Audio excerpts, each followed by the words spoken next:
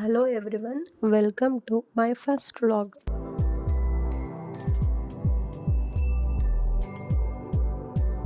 ನನ್ನ ಡೇ ಶುರುವಾಗಿದ್ದು early morning 4 o'clockಗೆ. ಇವತ್ತು ಷಷ್ಠಿ ಪೂಜೆ ಇರೋದ್ರಿಂದ ಬೆಳಗ್ಗೆ ಬೇಗ ಎದ್ದು ಪಾತ್ರೆ ಎಲ್ಲ ವಾಶ್ ಮಾಡಿ ಇಟ್ಬಿಟ್ಟು ದೇವ್ರ ಮನೇಲಿ ನೆನ್ನೆ ಇಟ್ಟಂಥ ಹೂಗಳನ್ನೆಲ್ಲ ತೆಗೆದು ರೆಡಿ ಮಾಡ್ಕೊಳ್ಳೋಣ ಅಂತ ದೇವ್ರ ಮನೆಗೆ ಹೋಗಿ ರೆಡಿ ಮಾಡಿಕೊಂಡೆ.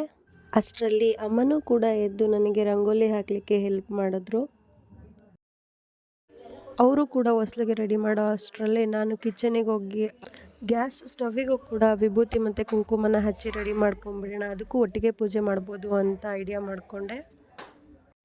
ಸೊ ಅದೇ ಫ್ರೀ ಟೈಮಲ್ಲಿ ನಾನು ಕೂಡ ಗ್ಯಾಸ್ ಸ್ಟವ್ವಿಗೆ ವಿಭೂತಿ ಇಟ್ಟು ಕುಂಕುಮ ಹಚ್ಚಿ ಹೂವನ್ನ ಇಟ್ಟು ರೆಡಿ ಮಾಡಿಕೊಂಡೆ. ಹಾಗೆ ದೇವ್ರ ಮನೆಗೂ ಕೂಡ ಫೋಟೋಗಳಿಗೆ ಹೂವನ್ನೆಲ್ಲ ಮುಡಿಸಿ ಪೂಜೆಗೆ ರೆಡಿ ಮಾಡಿಕೊಂಡು ಷಷ್ಠಿ ಪೂಜೆಗೆ ಹೋಗೋದಕ್ಕೂ ಕೂಡ ನಾನು ಪೂಜೆ ಸಾಮಾನನ್ನೆಲ್ಲ ರೆಡಿ ಮಾಡಿ ಇಟ್ಕೊಂಡೆ.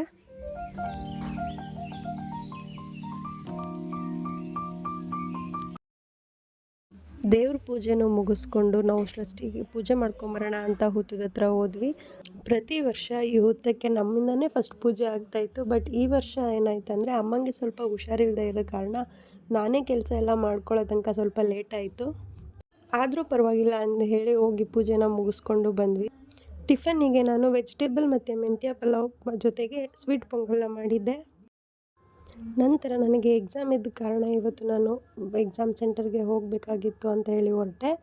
ಅಲ್ಲಿ ಹೋಗಬೇಕಾದ್ರೆ ಬಸ್ಸಲ್ಲಿ ವಿಂಡೋ ಸೈಡ್ ಕೂತಿದ್ದೀನಿ ಅಂತ ಹೇಳಿ ಇವತ್ತು ಅರಮನೆಯನ್ನು ನೋಡೋಣ ಅಂತ ಅನ್ನಿಸ್ತು.